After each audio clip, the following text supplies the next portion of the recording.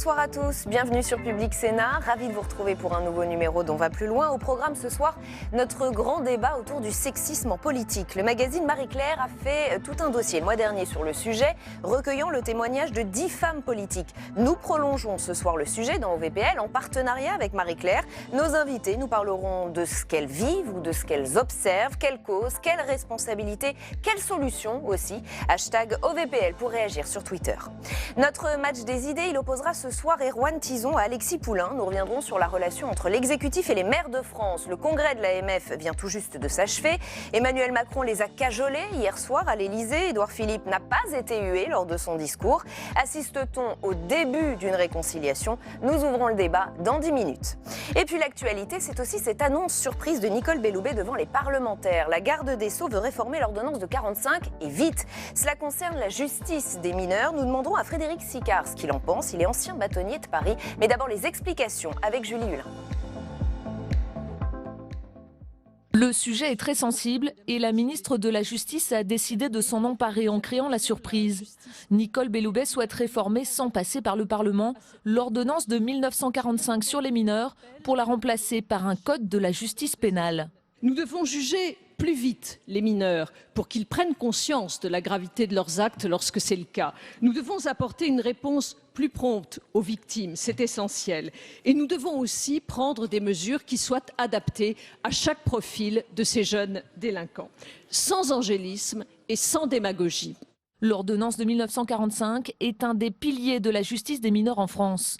Elle vise à protéger les jeunes délinquants avec une atténuation de la responsabilité en fonction de l'âge et le recours à l'éducatif plutôt qu'au répressif. Elle a déjà connu une quarantaine de réformes, instaurant à chaque fois un peu plus de répression et transformant cette ordonnance en un millefeuille difficilement lisible. Entre des policiers qui réclament plus de fermeté et une justice pour mineurs en manque de moyens, Nicole Belloubet a choisi d'accélérer la mise en place de cette réforme, tout en promettant de prendre en compte les travaux parlementaires en cours. Et on va aller plus loin avec notre invité ce soir, Frédéric Sicard. Bonsoir, merci d'avoir accepté notre invitation. Avocat, ancien bâtonnier de Paris. Réformer l'ordonnance de 45, on vient de le voir, c'est s'attaquer à un gros dossier, un sujet très sensible, presque un totem. Est-ce que c'est vraiment nécessaire? Elle a raison, Nicole Belloubet, de s'y attaquer? C'est à se demander pourquoi. D'abord, le texte a déjà été beaucoup réformé, vous l'avez rappelé, c'est plus vraiment l'ordonnance de 45, c'est l'ordonnance 45 version 2018. Dans le public, il est souvent dit que les juges sont laxistes.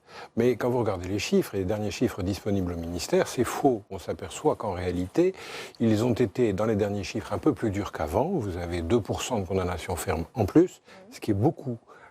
En cette matière, vous avez 4,5% de dossiers qui concernent éventuellement des mineurs et 10% de poursuites pénales qui concernent des mineurs avec des condamnations plus fortes qu'elles ne l'ont été. Donc ça ne colle pas.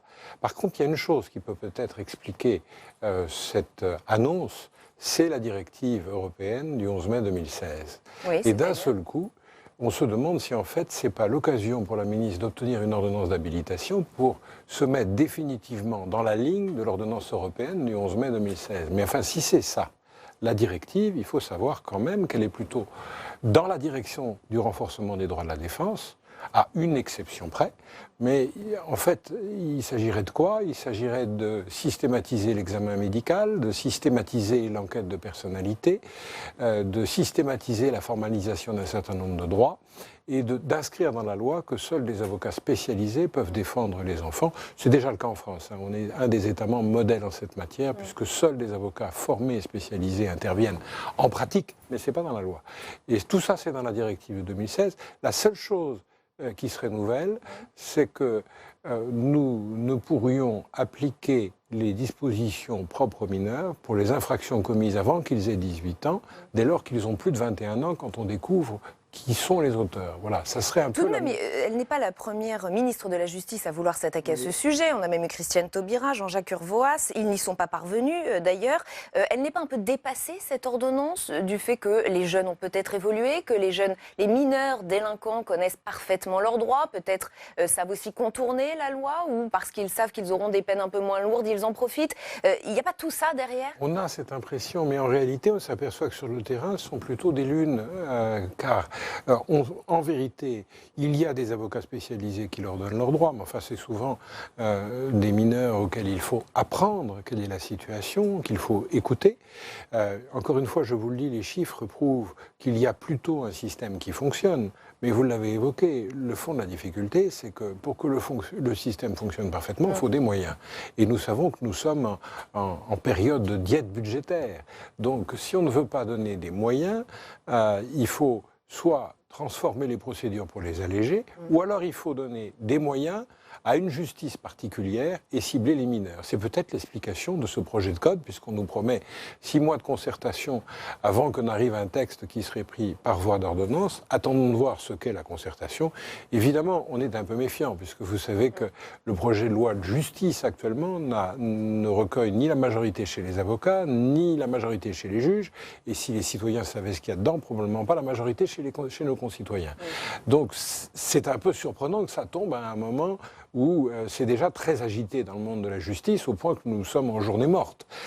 Mais peut-être est-ce simplement l'application de la directive européenne, mais alors à ce moment-là, il faut le dire, c'est effectivement pas du laxisme, mais ce sera quand même plus protecteur encore que ne l'est l'ordonnance de 45. Et encore une fois, on est sur la même ligne, c'est-à-dire éducation et sanction, mais l'éducation, on ne pourra pas l'éviter. Je voudrais vous lire les doutes de Céline Parizeau, qui est présidente de l'Union syndicale des magistrats. Elle nous dit, ce qui nous inquiète, c'est que ce code de justice pénale omet complètement la partie assistance éducative, mais on ne peut pas dissocier le pénal et l'éducatif. Vous êtes d'accord? Vous êtes sur cette ligne? On ne pourra pas dissocier le pénal et l'éducatif, tout simplement parce que c'est inscrit dans les traités internationaux dont nous sommes signataires, c'est inscrit dans la directive européenne et il n'est pas question que nous ne l'appliquions pas. Donc, on peut avoir cette inquiétude puisque c'est le discours politique ambiant, mais ce n'est pas la réalité des textes. Et y aurait-il un code de cette nature qui ne devrait pas faire long feu et ne pas résister à des critiques, que ce soit en question préjudicielle, en question constitutionnelle? Il y a des tas de moyens juridiques qui s'opposent à ce que l'on remette en cause l'esprit de l'ordonnance de 45. Alors, encore une fois, on pourra peut-être améliorer la lettre, mais fondamentalement, l'esprit n'est pas susceptible d'être modifié et il n'est probablement pas utile de la modifier. Parce que c'est ça qui est important aussi de savoir, c'est-à-dire que finalement c'est plutôt une justice qui marche. C'est pas le miracle, mais vous savez en matière de violence et en matière de pénal, il n'y a pas de miracle. Donc il y a des récidivistes, ça c'est vrai. Mais vous avez aussi tous ceux qui échappent à la récidive et dont nous savons que dans notre pays, avec peu de moyens, on arrive quand même à les remettre dans le droit chemin. Alors c'était peut-être un chemin curieux, c'est peut-être un chemin un peu raide, mais il n'empêche que ça marche au moins autant que dans les pays qui sont le mieux armés, nous le faisons sans budget et nous obtenons d'aussi bons résultats, voire de meilleurs résultats. Donc on est probablement sur la bonne voie, il faudra l'améliorer, mais il ne faut pas non plus se faire d'illusions. La violence des mineurs, elle existera toujours. Simplement, il faut lui trouver des solutions adaptées. Il y a la démarche de la ministre de la Justice et puis il y a la méthode. Nicole Belloubet veut réformer par ordonnance et cela fait râler. Je voudrais qu'on regarde ce que nous dit le député LR Philippe Gosselin. Il parle d'un dessaisissement complet du Parlement, je le cite. « J'avoue que j'ai du mal à comprendre cette logique qui consiste à saluer la mission d'information en cours pour finalement court-circuiter les conclusions à venir et les débats parlementaires sur un sujet qui me paraît important. » Elle veut éviter le débat, selon vous, Nicole Belloubet? Je ne peux pas vous dire, je ne suis pas à la place de Madame la ministre. Vous avez bien un avis? Mais j'ai noté que nous avions déjà un premier projet de loi où il n'y avait pas eu de concertation. Et elle a imposé une nouvelle concertation pour finir par un texte sur lequel personne n'est d'accord, mais je ne peux pas dire qu'il n'y ait pas eu de dialogue, au moins on sait pourquoi on n'est pas d'accord. Alors, si c'est ce type de concertation, ce n'est pas vraiment un débat de la qualité que nous aimerions avoir au niveau parlementaire, c'est-à-dire un débat normatif, mais au moins nous connaîtrons les positions des uns ou des autres. La seule explication, très franchement, c'est l'urgence qu'il pourrait y avoir à une transposition, urgence un peu surprenante, parce qu'en fait on est déjà quasiment aux normes de la directive. La seule chose, c'est que nous ne l'avons pas formellement affirmé, mais dans les faits, on y est. Donc je ne vois pas comment on va pouvoir prôner un durcissement, comment on va pouvoir modifier l'esprit de l'ordonnance de 45. Nous verrons bien ce qui va arriver, mais ça promet des moments agités. Et on le suivra ici sur Public Sénat. Merci infiniment Frédéric Sicard d'avoir été notre invité. Ancien bâtonnier de Paris. OVPL continue sur Public Sénat. C'est le moment de notre match des idées. Il va opposer Erwan Tison à Alexis Poulain. On va faire le bilan du congrès des maires qui s'est achevé ce soir. Si on résume, on avait il y a 3 jours des élus très remontés contre l'exécutif. Entre-temps, Emmanuel Macron les a invités visités à l'Élysée. Il les a même cajolés, disent certains. Édouard Philippe leur a parlé aussi cet après-midi, porte de Versailles. Est-ce que tout cela suffit pour enterrer l'âge de guerre? On va se poser la question avec nos invités après ce sujet de Fabien Recker. Ils étaient 2000 à avoir répondu à l'invitation du président. Quelque peu froissés qu'Emmanuel Macron ne se rende pas lui-même au Congrès des maires, ils sont venus avec des attentes. Je viens parce que si je suis invité, donc je ne suis pas partisan de la chaise vide, et puis qu'on ait des messages clairs sur l'avenir des finances locales, notamment au niveau des municipalités. Des annonces claires qui ne viendront pas. Dans une salle des fêtes de l'Élysée archibondée, le président de la République, visiblement à l'aise, a préféré insister sur le dialogue entre l'État et les élus locaux, un dialogue qu'il dit vouloir restaurer. Je sais que moi, votre quotidien n'est pas facile. Celui du gouvernement ne l'est pas davantage, je vous rassure. Et je pense que face à ces défis, nous avons, même si ça ne vous console pas, face à ces défis, on a une responsabilité commune, c'est d'être ensemble. 30 minutes de discours, puis questions-réponses avec les élus, tandis que les premiers d'entre eux quittaient déjà la salle. Et franchement, tout de suite, on est un peu déçus parce que beaucoup de paroles, peu d'action. Emmanuel Macron a certes abordé des sujets sensibles, comme la loi NOTRe, mal vécue par les petites communes, l'accumulation des normes ou la réforme fiscale, mais certains maires semblent avoir le sentiment de ne pas parler le même langage que le chef de l'État. Nous, on est vraiment dans un monde en première ligne et je pense qu'il n'a pas assimilé ça parce qu'il n'a peut-être jamais été élu d'une commune, jamais été élu de proximité. Il y a un vrai ras-le-bol, on est à portée de claque de tout le monde, on est des punching balls républicains pour tout le monde, mais il y a un moment donné où nous aussi on a notre vie professionnelle et vous verrez qu'en 2020 il y aura moins de candidats qui vont se présenter. La discussion entre Emmanuel Macron et ses invités s'est poursuivie pendant encore près de 2 heures. Comme l'an dernier, le président de la République a assuré qu'il se rendrait au Congrès des maires l'année prochaine. Avec nous pour ce match des idées, Erwan Tison, bonsoir, économiste, directeur des études de l'Institut Sapiens. Alexis Poulain, bonsoir et bienvenue à vous également, analyste politique, cofondateur de Le Monde Moderne.media. C'est un Macron très aimable, très souriant, il faut le dire, qu'on a vu hier soir devant les maires de France. Longue séance de câlinothérapie à l'Élysée, c'est le commentaire de Bruno Jeudi sur Twitter, Bruno Jeudi de Paris Match. Est-ce que Macron était dans une opération séduction hier soir, Erwan Tison? C'était la grande réconciliation justement orchestrée un peu entre les territoires et ce pouvoir central. Il y avait dans cette opération câlinothérapie, qui a été continuée d'ailleurs aujourd'hui avec le discours d'Édouard Philippe, qu'on entendra dans un instant. Il y avait cette volonté vraiment affichée de dire quelque part je vous ai compris, mais on ne va pas dévier du cap non plus, parce qu'il n'a pas promis monts et merveilles. Ce qu'il a promis, c'est un peu plus d'autonomie financière pour les communes. Donc ça va arriver après la séquence de la fin de la taxe d'habitation avec une réforme complète, on nous annonce en tout cas, de la fiscalité locale. Et beaucoup de câlinothérapie en disant je sais que vous n'êtes pas assez rémunérés, je sais que c'est vous qui êtes les premiers à incarner les territoires et la République dans les territoires, et en cela je vous remercie. Donc rien de nouveau sous le soleil, on est juste à mon avis en train de continuer ce fameux agenda de Big Bang fiscal qui s'annonce aux alentours de 2020-2021, mais voilà, la séquence devait être organisée pour montrer le rassemblement entre Paris et ses territoires. Alexis Poulain, c'est votre analyse aussi ? Oui, il a pas... La ficelle est un peu grosse quand même. Dans le choix que ça... Oui, alors la ficelle est très grosse, il y a une grogne évidente et même un ras-le-bol de dire mais c'est quoi ce pouvoir exécutif qui s'en fout à peu près de tout le monde. Les Gilets jaunes sont là pour en attester, les maires aussi. Donc il n'a pas vraiment le choix, Emmanuel Macron, à part essayer de recoller les morceaux. Il appelle ça renouer le dialogue, c'est plus compliqué que ça. Enfin, ne pas se pointer au Congrès des maires quand on est président de la République, c'est quand même un signe assez catastrophique de difficulté à avoir un dialogue. Ouais. Ça vient aussi du fait qu'En Marche n'est pas un parti ancré dans les territoires. Il n'y a pas de maire En Marche, même Gérard Collomb ne se présentera pas sous cette étiquette. Donc c'est extrêmement compliqué d'arriver à dialoguer avec des maires qui viennent de formations différentes, qui sont plutôt du domaine de l'opposition aujourd'hui. Donc Emmanuel Macron est seul. Il va falloir effectivement séduire beaucoup de maires pour les élections et trouver un staffing évident pour se présenter. Alors on en parlait, Édouard Philippe a effectivement tenu le discours de clôture cet après-midi et comme Emmanuel Macron hier soir, l'heure était effectivement à la réconciliation. Il a fait de la câlinothérapie, nous a dit François Rebsamen. Il est passé entre les gouttes, a-t-il déclaré sur le plateau de Public Sénat avec Oriane Mancini tout à l'heure. D'ailleurs, effectivement, le Premier ministre n'a pas été chahuté. Écoutez. Jamais vous ne m'entendrez mettre en doute le sens de l'État, des maires et des élus de France. Le sens de l'État existe encore en France et il n'existe pas seulement dans les préfectures et les ministères, mais il existe aussi dans vos mairies et dans vos bureaux. Bien sûr que je ne vous demande pas d'être d'accord avec tout ce que nous mettons en œuvre, je pourrais vous le demander, mais quelque chose me dit que ça ne marcherait pas. En revanche,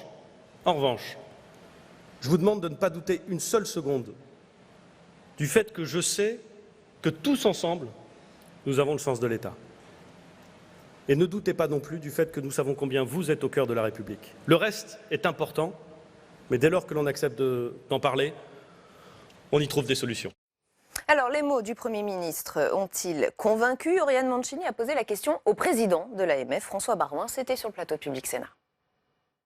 Il y a un changement de ton de ce sujet qui a été évoqué par le président de la République hier. Nous l'apprécions. Le Premier ministre n'avait pas ce soir vocation à répondre à toutes les questions, mais à dire que la période de négociation, qui est la revendication du Congrès des maires de France sur tous les sujets que nous avons abordés, peut s'ouvrir à partir de maintenant.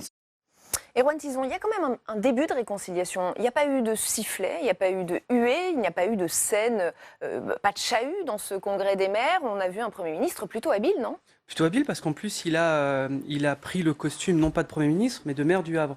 J'ai essayé de compter mais je me suis arrêté à 15 mentions du fait qu'il a été justement maire et que c'est déjà beaucoup. Hein. C'est déjà pas mal et qu'il s'adressait vraiment d'égal à égal. Et je pense que effectivement les maires étant assez pas corporatistes mais pas loin, on va pas siffler un des nôtres. Mais il y avait cette volonté vraiment de se mettre au même niveau. Le sentiment qu'on avait c'était vraiment le je vous ai compris et quelque part de faire un peu de pédagogie aussi sur la réforme. Et le message que j'ai semblé entendre et comprendre derrière, c'était de dire, vous qui êtes les meilleurs ambassadeurs de la République, quelle que soit votre étiquette, n'oubliez pas quand vous rentrez chez vous d'éviter de trop dire du mal du gouvernement et sur nous. Vous savez que le maire est un des derniers notables qu'on peut avoir dans les communes, donc il y a peut-être aussi cette dimension d'en faire des ambassadeurs de la politique gouvernementale pour avoir cette fameuse pédagogie qui leur manque cruellement. Après tout, ça peut marcher, Alexis Poulain ?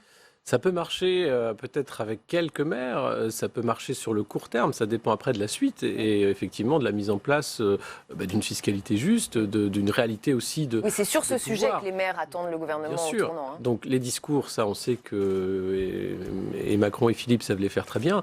La suite, c'est les actes et c'est là souvent que ça coince. Quand on va avoir les réformes, quand les choses vont arriver, là je pense qu'on ne sera pas forcément dans la même concorde, même si Édouard Philippe effectivement a été maire, il a pu jouer cette carte-là, je suis l'un d'entre vous. On en est loin maintenant. Deuxième thème de ce match, messieurs, cette étude de l'Institut Sapiens, justement, Erwan Tison, qui fait la une du Parisien aujourd'hui. En France, l'absentéisme au travail coûterait, écoutez bien, 108 milliards d'euros par an. C'est l'équivalent du budget de l'éducation nationale. C'est absolument colossal. Erwan Tison, comment on arrive à ce chiffre? Ce sont les absences qui provoquent des frais dans le privé comme dans le public? Dans le privé comme dans le public. Alors, il y a une différence selon public-privé. On est à 10,1 jours dans le privé et on est à presque 18 jours d'absence par an par salarié dans le public, pour un coût moyen de 4 059 €. Alors, donc, cette étude qui a été réalisée par nos deux experts, Laurent Capelletti et Henri Saval, elle montre une chose, c'est déjà que le paradigme du salarié qui fait des arrêts de maladie de complaisance ou du méchant patron hyper diabolique, ça représente même pas 1% de l'absentéisme. Donc c'est un fantasme. Donc c'est un fantasme qu'on entretient et qui existe même dans de nombreuses entreprises. Hein. Aujourd'hui, quand on a sorti l'étude, on a eu énormément de personnes qui ont témoigné en disant il faut plutôt sanctionner les médecins qui font des arrêts maladie de complaisance. Le gros problème est de cet absentéisme à la France, parce que la France est un des plus mauvais élèves au niveau européen là-dessus, c'est tout simplement le mauvais management en entreprise. Donc je dis pas des mauvais managers, le mauvais management, la façon dont on manage une entreprise. Ça va un peu avec. Ça va un petit peu avec, mais tous ne font pas... Il y a des très bons managers qui appliquent un très mauvais management, malheureusement, parce qu'ils sont contraints ou parce que c'est la seule chose qu'on leur a appris à faire.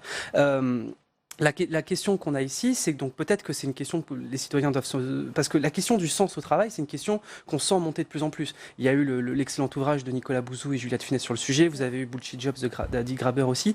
De plus en plus, on sent vraiment un mal-être s'exprimer. C'était le Figaro qui avait qualifié un équivalent de MeToo au sein des entreprises pour qualifier justement son mal-être là. Et ça, c'est quelque chose qu'on a pu voir au travers de nos études et qu'on peut quantifier. Et quand on se rend compte que c'est l'équivalent du budget de l'éducation nationale, donc c'est-à-dire global, pas uniquement public, mais ce qui est dépensé aussi par les ménages, c'est 10%, c'est 10%, c'est 20%, pardon, on est à 1/20 de notre PIB, on est à plus que notre déficit public. C'est quelque chose qu'il faut peut-être qu'on se dise, il y a vraiment un sujet, il faut effectivement qu'on fasse un pacte commun, d'avoir un meilleur management au sein des entreprises. Et peut-être qu'on peut espérer qu'après les gilets jaunes, d'avoir peut-être des cols blancs et cols bleus qui se disent stop au non-sens et stop à l'ennui au travail. Alexis Poulain, qu'est-ce que ça vous inspire cette étude de voir qu'on a, semble-t-il, un vrai problème de notre rapport au travail? Oui, alors c'est un marronnier, hein, cette étude. J'avais regardé, on a des chiffres qui étaient à 60 millions, effectivement, de pertes, sur l'ordre des 60 l'an dernier.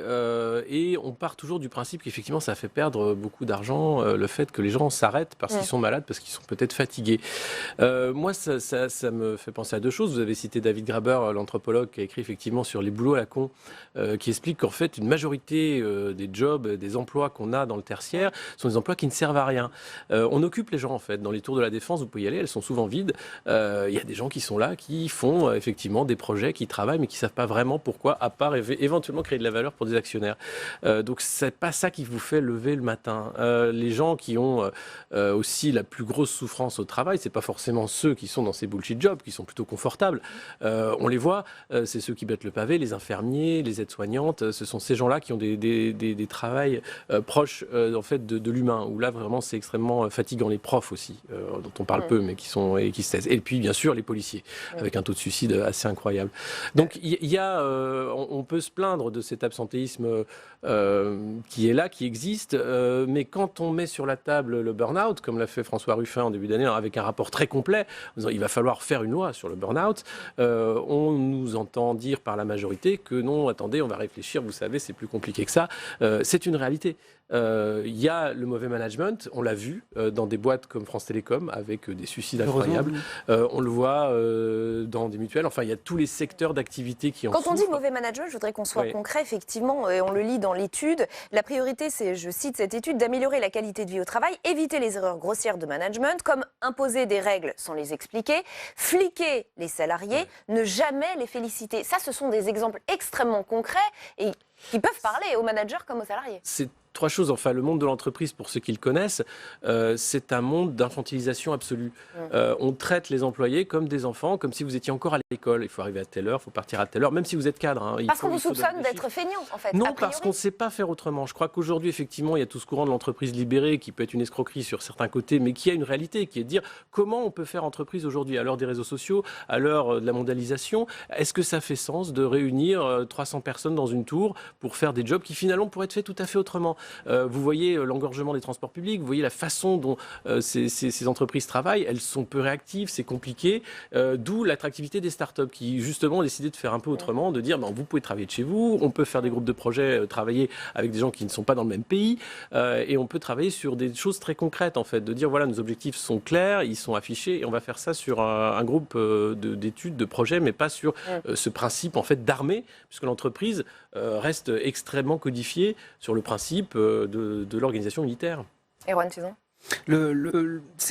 Effectivement, il y a des nouveaux. Alors, la question du burn-out, c'est quelque chose, je pense, à titre personnel, qui effectivement doit le mettre au cœur de la table. En faire une loi, c'est pas mon point de vue, parce que le problème, c'est qu'il y a des entreprises vertueuses qui vont vous dire, j'ai pas envie de tomber, on va mettre un bâton pour tout le monde, et malheureusement, on va aussi punir les plus vertueuses. C'est vraiment déjà le fait d'en parler, le fait que tout le monde se rende compte de libérer un petit peu cette parole. C'est pas honteux. Mais non, bien sûr, ça reste honteux. Mais bien sûr, qu'il y ait une reconnaissance. C'est pour ça aussi qu'on a voulu le chiffrer, pour que quelque part, ça fasse débat demain matin à la machine à café, dans toutes les entreprises. Mais derrière, de se dire, on peut y arriver avec des solutions qui ne sont pas forcément législatives, mais nos auteurs, dedans, ils préconisent le micromanagement. C'est-à-dire, en fait, tout simplement, par exemple, des rapports semestriels avec le salarié, tout simplement pour savoir s'il se sent bien dans son travail. Alors, ça peut paraître New Age hippie, ce qu'on dit, mais pas du tout. C'est juste de dire, est-ce que ton travail, est-ce qu'il a un sens? Donc, moi, en tant que manager, je vais aussi m'interroger sur, est-ce que j'arrive à bien faire descendre les informations et la direction vers laquelle je veux? Est-ce que le cap que je veux imposer à mes collaborateurs est le bon? Est-ce que la rémunération que je leur applique est la bonne? Est-ce que la formation et les compétences qu'ils ont par rapport... C'est se soucier du bien-être de son salarié, c'est basique. Exactement. Alors par contre, il ne faut pas tomber dans l'autre travers, qui est, comme le disent Bouzou et De Funès, qui est de faire des paintballs d'entreprise tous les mois et mettre des fraises Sagada dans les open space. Que les grands salaires, malheureusement, c'est de plus en plus. Mais...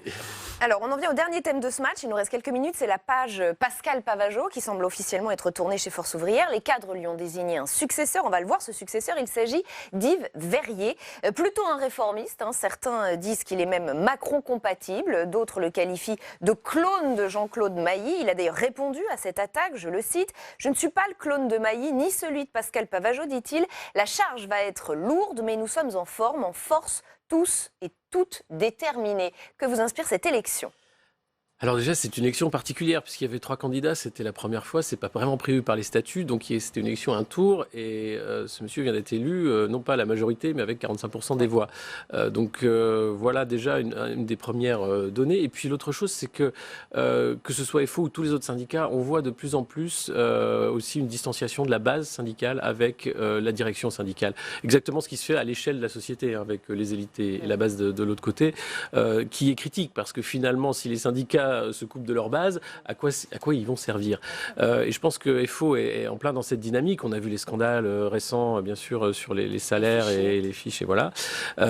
Qu'est-ce que va être la suite, en fait, de l'action syndicale? Aujourd'hui, que représente un syndicat quand ils sont incapables de voir venir un mouvement comme les Gilets jaunes et de pas non plus raccrocher la remorque à un train en disant on est là pour la négociation salariale, mais le mouvement des Gilets jaunes parle de salaire. Ça y est, FO Transport se greffe au mouvement, a priori. Mais... Oui, voilà, mais encore une fois, par la base. Ouais. Les directions syndicales sont vraiment là dans un jeu de pouvoir qui est loin, je pense, de ce qu'attendent leurs adhérents. Et qui ne redore pas leur image. Erwan Tison. Justement, le secrétaire général a dit cette très belle phrase qui dit « Nous ne sommes ni les bonnets rouges, ni les gilets jaunes, ni En Marche, ni Insoumis ». Ça tranche un petit peu avec ses deux prédécesseurs. Le problème des FO, alors beaucoup y voient un secrétaire de transition. Le problème des FO, c'est le problème du syndicalisme aujourd'hui en France, qui est face à une double lame, qui est une désyndicalisation qui est parmi la plus faible, la plus forte d'Europe. On a le plus faible taux d'adhérents en Europe, et surtout une appétence des citoyens pour la démocratie directe. Aujourd'hui, on a eu un mouvement entre 400 000 et 3 millions de personnes ce week-end, selon les sources, qui est né uniquement sur un groupe, sur des pages Facebook, sur des téléphones portables. Et je pense, et c'est d'ailleurs la prochaine étude d'Institut Sapiens, que le dialogue social du numérique, à l'heure du numérique du XXIe siècle, doit être totalement repensé, parce que les corps intermédiaires, j'espère qu'ils s'en rendent compte, mais sont face en fait à une obsolescence programmée qui est vraiment face à elle et sont à deux doigts de pouvoir disparaître au profit justement d'une représentation directe mais anarchique. Et c'est la fin de ce match des idées. Merci à tous les deux d'y avoir participé. Merci. On va plus loin, continue. N'hésitez pas à réagir sur Twitter avec le hashtag OVPL, vous connaissez le principe. C'est donc l'heure de notre grand débat. Il est consacré ce soir au sexisme en politique. Certains diront que c'est un mythe. Le dossier de Marie-Claire le mois dernier montre tout le contraire. Le magazine a recueilli les confidences de 10 femmes politiques sur le sujet. D'autres vont nous faire part de leur expérience sur ce plateau. À l'heure où l'égalité homme-femme est érigée en grande cause nationale, nos élus doivent-ils être exemplaires? On en parle avec nos invités. D'abord, retour sur les incidents sexistes qui ont marqué la vie politique ces toutes dernières années. C'est un sujet d'Héloïse Grégoire. Elle n'est pas là simplement pour les apparences. Merci. Et pour servir de pot de fleurs, elle doit figurer à nos débats et venir nous rejoindre. Merci. Sur cette vidéo, le député Marc Le Fur s'adresse à l'époque à la ministre Fleur Pellerin. Une séquence malheureuse mais bien trop récurrente en politique. Bécassines, sifflements, ricanements, les femmes politiques ont tout vu et tout entendu. Comme l'ancienne députée Véronique Massenot qui, lors de sa prise de parole dans l'hémicycle, entend des imitations de poules. Oh, ça suffit là. Mais qui c'est qui s'est fait ça? Enfin, arrêtez quoi. Je suis pas une poule, hein. C'est bon. Leur légitimité est régulièrement mise en cause et la plupart du temps, l'hémicycle devient autre chose qu'une arène politique. Madame Cécile Duflot, ministre de l'Égalité des Territoires et du Logement.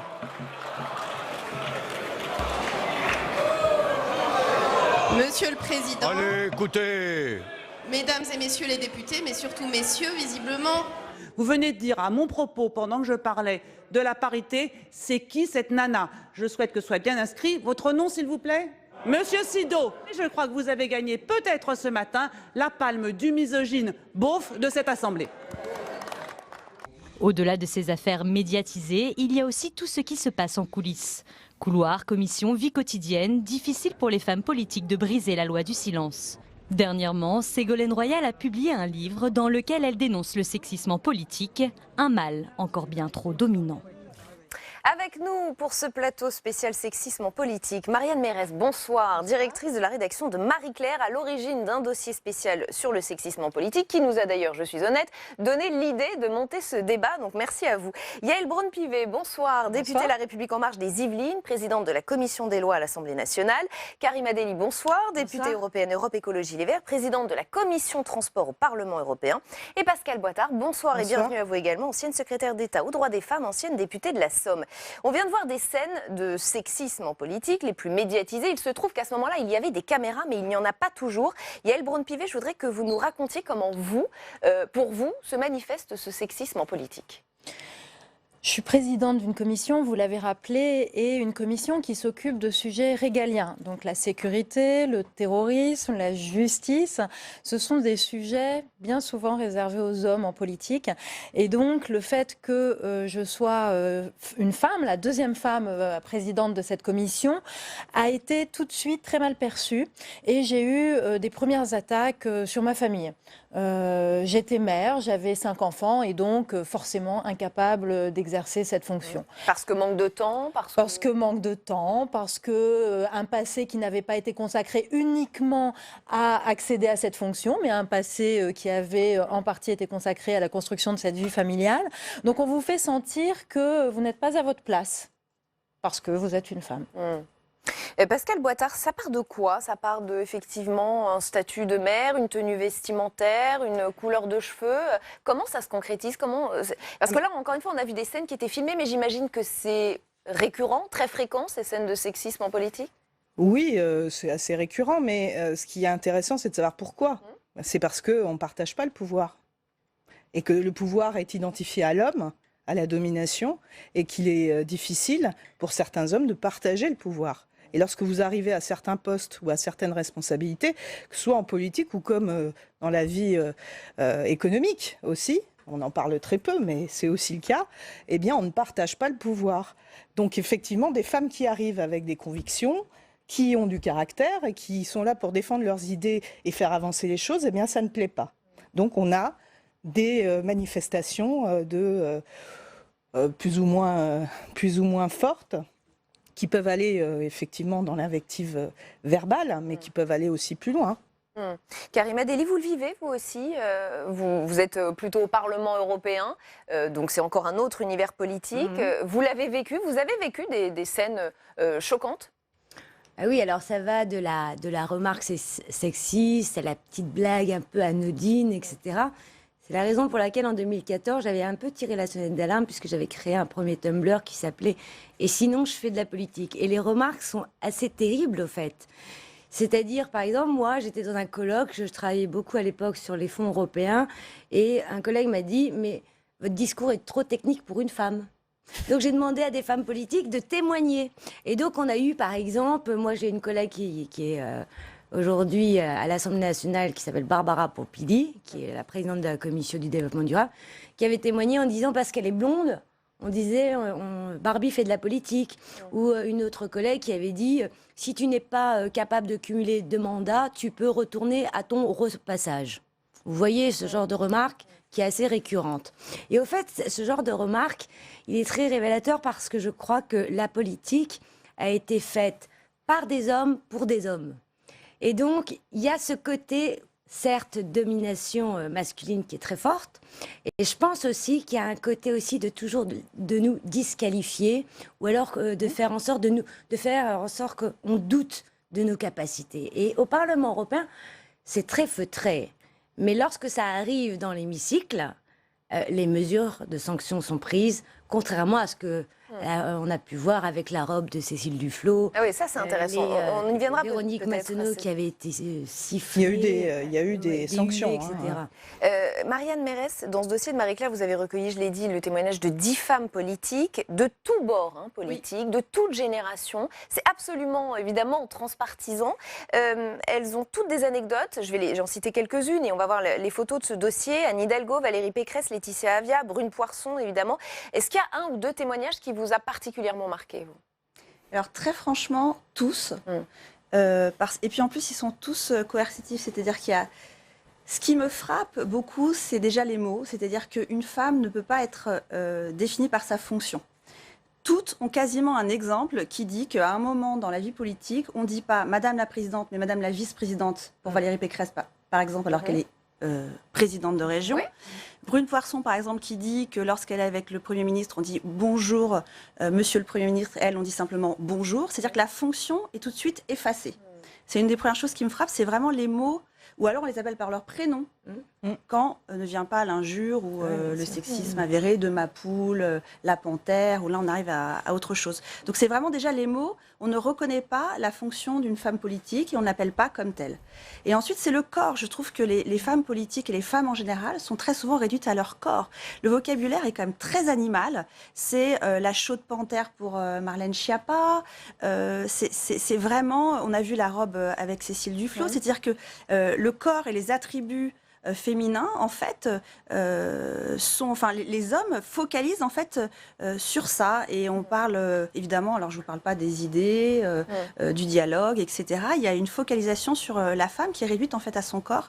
Et la pensée, la réflexion sont bien loin de ça. Alors, cela fait des semaines qu'on prépare ce débat avec le magazine Marie-Claire, mais il se trouve qu'hier, hasard du calendrier, un nouvel incident s'est produit au Sénat et il a opposé, là encore, la secrétaire d'État à l'écologie Brune Poirson et le sénateur LR Gérard Longuet.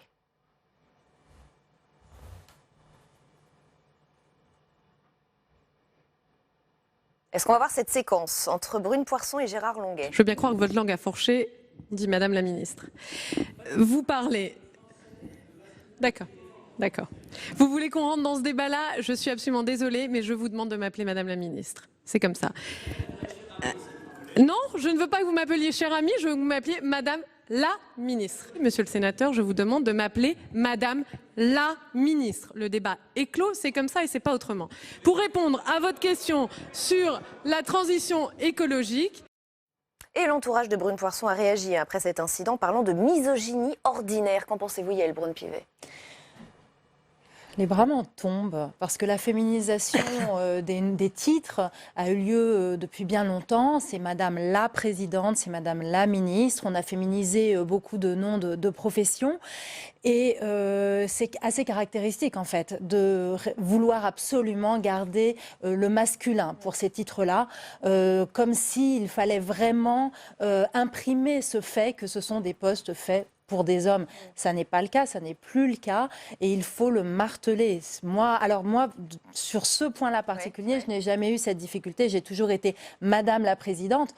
En revanche, comme j'étais uniquement la deuxième, lorsque j'ai pris mes fonctions, on a dû changer tous les panneaux, tout ce qui me sert en fait dans l'exercice quotidien de ma fonction, parce que bien évidemment, tout était au président, monsieur le président. Donc, vous êtes tous d'accord sur ce point, sur cette importance de là où on exagère un petit peu. Je voudrais pas non plus qu'on mette tout le monde dans le même panier, qu'on caricature. Est-ce qu'effectivement, c'est symbolique, mais c'est important, Madame? Non, c'est pas que symbolique, parce que ce qui n'est pas nommé n'existe pas, en fait. Donc, à partir du moment où vous acceptez d'être nié, en fait, de nier votre existence en tant que femme responsable politique ou responsable tout court, vous acceptez donc de rentrer dans un jeu qui ne doit pas être le vôtre. Si vous voulez vous faire entendre, si vous voulez vous faire respecter, si vous voulez imprimer ce que vous avez envie de dire et de faire. Donc, c'est pas symbolique. Il y a eu le débat sur l'orthographe il y a quelques mois de cela. J'étais totalement opposée d'ailleurs à ce qui s'est dit et ce qui s'est fait à l'époque parce que justement, c'est nier l'existence.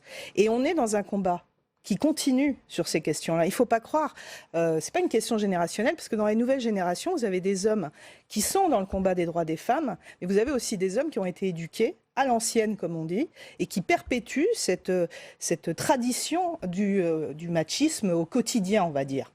Donc, ça se voit à travers différents faits divers, je dirais, de l'Assemblée nationale ou du Sénat. Mais ça se voit au quotidien. Et donc, on pourra parler peut-être de choses aussi très importantes qui sont les violences, certes sexistes, mais aussi les violences sexuelles.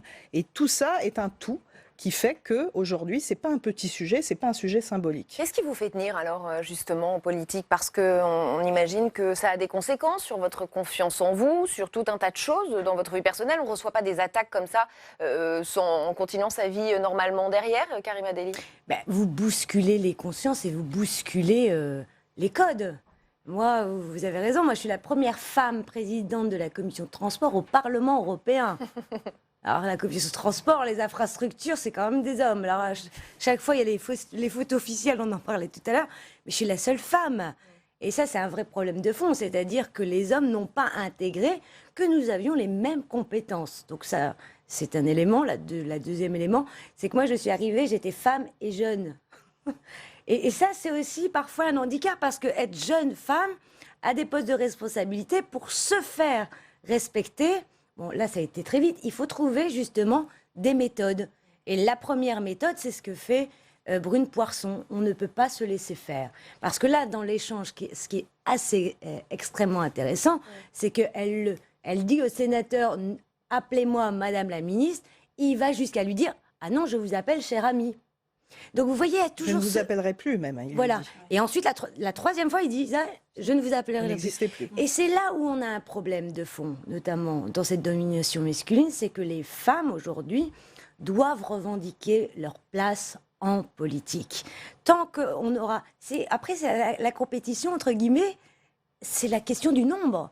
Plus on sera nombreuse, plus on se fera respecter. Mais il faut aussi, parce que ça existe chez les hommes, de façon transpartisane, il faut aussi qu'il y ait de la solidarité entre les femmes. Parce que ça aussi... Pourquoi elle n'existe pas, cette solidarité? Pas toujours. Vous avez des exemples en tête Oui, que je ne nommerai pas. Non, sans citer personne, mais... Voilà. Oui, bien sûr. Ouais.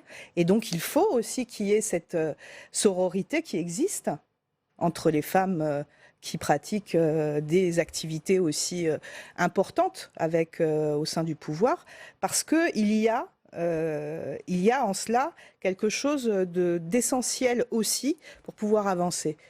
Et la solidarité entre les femmes, c'est justement de se lever, quelles que soient nos appartenances, lorsque de tels actes ou tels propos sont posés, et de ne rien laisser passer. Alors, je voudrais aussi... Yael Braun-Pivet peut-être, et après vous, Karim. Alors, je voudrais effectivement revenir sur le nombre. Je pense qu'en ce moment, sous cette mandature à l'Assemblée nationale, elle n'a jamais été autant féminine. Nous sommes près de 40% de femmes. Dans le parti auquel j'appartiens, nous sommes quasiment à parité. Et ça change tout. Parce que nous avons réussi à faire la parité des postes. Nous avons vraiment... de façon majeure. Vous dites qu'il y a du mieux, ça va dans le bon sens. Il y a du mieux, et il y a du mieux aussi chez les hommes. Parce que moi, je suis d'accord sur la solidarité entre femmes, mais on sent aussi chez de nombreux hommes, et je dirais même dans la majorité, chez la majorité des hommes, une vraie solidarité avec nous sur ce combat-là. Et donc, il faut vraiment renvoyer les quelques hommes qui sont encore avec ces pensées complètement rétrogrades, il faut les renvoyer dans les cordes. Et pour ce faire, ça n'est pas juste un combat de femmes, c'est le combat de tout le monde. Et en tout cas, à l'Assemblée nationale, on a vraiment des hommes qui partagent ce combat, qui sont là avec nous, et c'est essentiel. Karim Adeli. Et ensuite, vous, Marianne Mérès. Je voudrais aussi insister, parce que vous avez évoqué notamment la féminisation des titres. Mais on n'a pas tous les mêmes, la même logique de défense. Il y a des femmes qui préfèrent endosser des codes masculins et s'appeler, elles le revendiquent, Madame le Président, pour être à égalité avec les hommes. Et il y en a d'autres qui préfèrent justement s'affirmer en tant que femme et s'appeler Madame la parce Présidente. que finalement, on s'affirme comme femme quand on accepte le... Voilà, et donc ça dépend aussi des femmes et des codes de comment on veut s'affirmer dans l'institution. C'est aussi une forme de féminisme que de dire, non, moi je préfère le, parce que je suis d'égal à égal avec vous, Marianne Mérès. J'ai deux remarques. Le fameux cher ami là, qui a été dit renvoie encore une fois la femme aussi au domaine affectif. C'est-à-dire qu'il ne se considère pas comme égal à elle, et dans une discussion professionnelle, on est dans le domaine de l'affectif, du domestique, et vous en avez fait les frais, puisque ce qu'on vous a tout de suite dit, on vous a renvoyé à la maternité, une réflexion quasi maternelle. Peut-être nos téléspectateurs ne sont pas tout à fait au courant. Qu'est-ce qui s'est passé en quelques mots ? En quelques mots, je faisais un rappel au règlement à 2 députés au sein de la commission des lois. Et à l'issue de ce rappel au règlement, un des députés m'a remercié pour ses réflexions quasi maternelles. Ce que je veux dire, ce que je ressens dans les témoignages, c'est qu'en fait, il y a pour beaucoup d'hommes, et parfois certaines femmes d'ailleurs aussi, une illégitimité à concevoir les femmes au pouvoir. C'est-à-dire que souvent, soit elles sont potiches, soit elles sont autoritaristes. On dit rarement d'un homme qu'il est autoritariste. On dit souvent d'une femme qu'elle est autoritariste dès qu'elle a le pouvoir. C'est-à-dire qu'il y a comme quelque chose d'excessif, de pas naturel, de pas dans l'ordre des choses. Et donc, elle est renvoyée sans arrêt à un vocabulaire, effectivement, de l'affectif, la maternité, le domestique. Il y a vraiment ce monde coupé en deux qui perdure quand même beaucoup, je trouve. Et est-ce que ce sexisme, Pascal Boitard, ne commence pas dès l'attribution des postes ? Je rappelle vos titres à vous. Vous avez été secrétaire d'État aux droits des femmes et secrétaire d'État aux personnes âgées. Est-ce qu'il n'y a pas, dès cette attribution des portefeuilles plus féminins, pour le dire franchement ? Oui, bon, après, il y avait Christiane Taubira qui était à la justice. Oui, mais il y a quelques exceptions, mais est-ce que dès le... Non, mais c'est vrai qu'il y a tendance, on va se dire les choses, Oui, on a s'il vous tous plaît. tendance à nous attribuer comment dire, des domaines qui sont, entre guillemets, réservés aux femmes. Ça s'appelle le stéréotype, en fait, qui peuvent exister aussi à travers les métiers, en général. Donc, oui, ça, c'est aussi un combat. Ça, on est bien d'accord. Mais ce que je veux dire, c'est que tout cela existe aussi parce qu'il y a un travail à faire au sein des instances politiques, c'est-à-dire des partis politiques. Il y a eu des lois qui nous ont, entre guillemets, aidés pour imposer la parité dans ce pays, parce qu'on n'y arrivait pas naturellement. Dernièrement, enfin, à la dernière mandature, il y a eu, sur les départements, il y avait 20% de femmes qui étaient élues. On a réussi à en faire 50-50 parce qu'on a fait des binômes. Vous voyez, il y a aussi, ça passe par la loi. Donc, il faut qu'il y ait une volonté politique à la fois par la loi, mais ça ne règle pas tout. Puisqu'après, il faut être présidente du conseil départemental ou il faut être maire en tant que femme, vous voyez ce que je veux dire? Et donc les attributions aussi des portefeuilles ministériels, les attributions aussi des commissions et des thématiques. Et puis il y a aussi tout l'envers du décor, et c'était décrit dans l'introduction de votre reportage, dans les cabinets ministériels. Qui fait la parité aujourd'hui ou avant? Il faut regarder ça. Les nominations faites en conseil des ministres, où est la place des femmes à travers ces postes à responsabilité, qui est moins visible. Tout cela, c'est important. Et donc, vous voyez, c'est pas... Nous, on est, je dirais, la devanture de tout cela.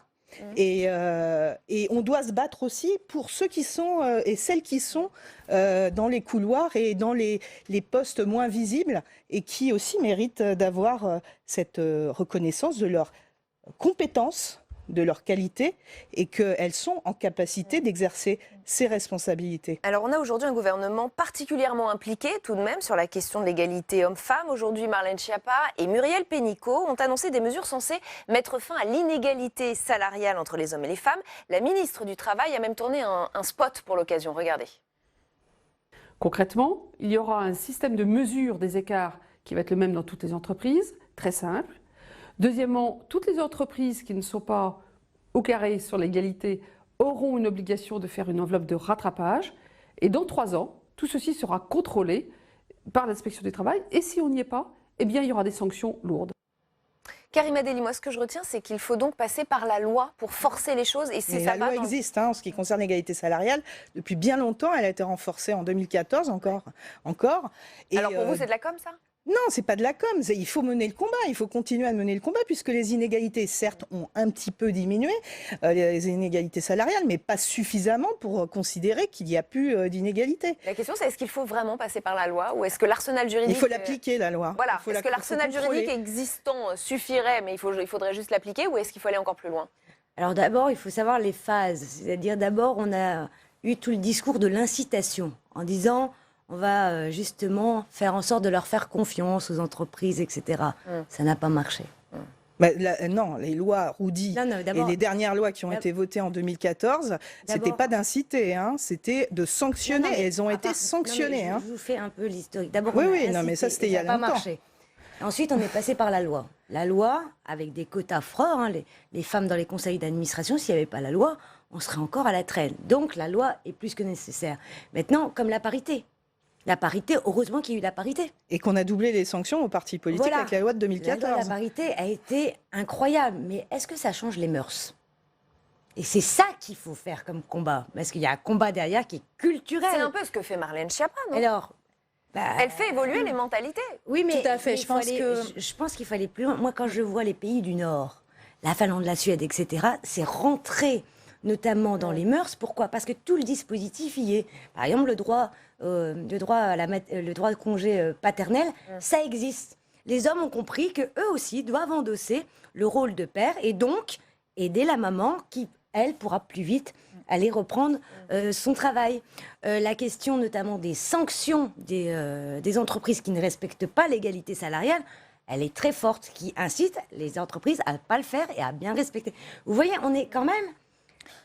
On y arrive, mais très doucement par rapport à des pays qui, eux, culturellement, c'est naturel aujourd'hui. Ça va trop lentement en France. Mais je crois quand même qu'avec le fait de déclarer l'égalité homme-femme comme grande cause du quinquennat et avec l'ensemble du gouvernement extrêmement mobilisé, accompagné par la majorité, on a mis un coup d'accélérateur certain sur cette question. Vous avez raison, il ne suffit pas de voter des lois, il ne suffit pas de décréter ces faits-là, il faut des sanctions. Il faut des sanctions qui soient effectives pour vraiment forcer en fait les mentalités, forcer les évolutions. Mais là, je crois vraiment qu'on a de la chance parce qu'on a une secrétaire d'État qui est vraiment extrêmement mobilisée, qui porte cette cause parce que ce sont des causes qu'il faut porter politiquement. Et c'est là où justement, je pense qu'en tant que femme politique, on a un rôle à jouer de portage auprès de la population, auprès de nos collègues politiques pour vraiment que les mentalités changent parce qu'il y a encore du travail. Mais il faut avoir, si on a une action résolue et effectivement solidaire entre nous, je pense qu'on peut impacter vraiment les choses. Marianne Mérès, vous diriez qu'effectivement la parole s'est libérée tout de même cette dernière année. On a eu l'affaire MeToo, Balance ton port. On a une secrétaire d'État aux droits des femmes qui incarne vraiment cette question, ce sujet. Vous-même, peut-être le dossier, vous l'avez monté aussi porté par ce mouvement féministe. C'est comme ça qu'on peut dire? Non, très franchement, on ne l'a pas du tout fait par rapport à ça, parce que Marie-Claire, on a fait les heures du féminisme, on a été extrêmement combattante, combative.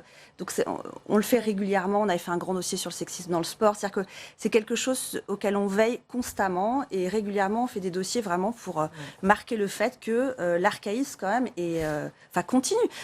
Très honnêtement, moi je connais ces problèmes parce qu'on s'y penche constamment et on a une haute conscience par rapport à la situation des femmes en France et dans le monde à Marie-Claire. Mais je continue d'être effarée en fait par ce que je vois, par ce que j'entends et par le fait que structurellement quand même la misogynie et le sexisme est là, latente. Avec un changement quand même ces derniers mois ou pas? Par exemple, vous disiez, l'Assemblée nationale, effectivement, il y a 20 ans, il y avait 10% de femmes à l'Assemblée nationale. Aujourd'hui, on approche des 40%.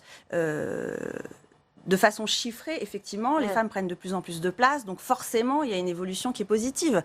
Mais en même temps, la scène qu'on vient de voir là nous dit quand même qu'il y a un archaïsme extrêmement fort.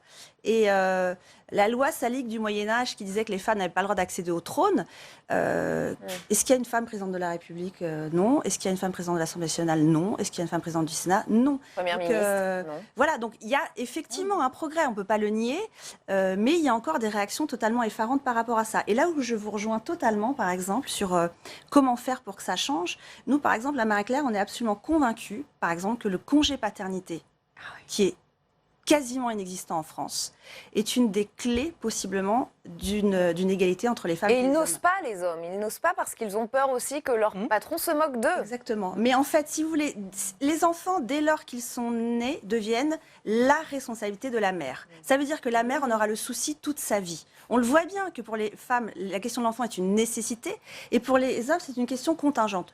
Là, je peux pas, vous voyez, enfin, on le voit dans la vie quotidienne de toutes les femmes, tous les hommes. Il y a des exceptions, évidemment, et heureusement. Mais globalement, structurellement, la femme est la question de la mère. Si déjà, à la naissance des enfants, on partait du principe que les parents devaient, à égalité et dans le même investissement, s'occuper de l'enfant, et ben, ça entraînerait de façon naturelle le fait qu'ils pourraient partir du travail pour s'il y a un enfant qui est malade, ils en auraient le souci, ils en auraient la charge mentale comme les femmes. Donc effectivement, moi je suis comme vous, il faut essayer de réfléchir comment on peut essayer de faire évoluer la société qui est quand même pas très évoluée par certains aspects de cette question.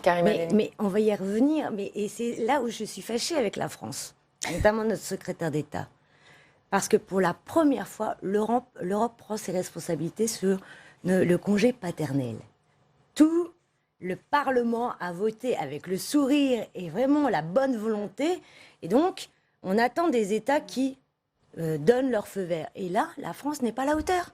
Pourquoi? Parce que l'argument avancé, c'est de dire ça va coûter trop cher. Et là, je me dis non, c'est pas possible. Donc, c'est là aussi où je vous le dis, qu'à un moment, c'est bien en France d'avancer des choses, c'est mieux de les mettre appliquées au niveau européen, parce que c'est une fenêtre de tir qui n'est pas seulement pour les femmes françaises, mais pour les femmes européennes. Et l'évolution des mœurs, on le voit, et moi je le vois dans même le mouvement MeToo, etc., c'est qu'à un moment, cette évolution de libération de la parole, etc., fait en sorte qu'aujourd'hui, On en a parlé parce que justement c'était énorme. Donc la maire, elle avance, mais elle recule sur les vrais sujets. Et sur les vrais sujets, à un moment, il faut savoir saisir les opportunités.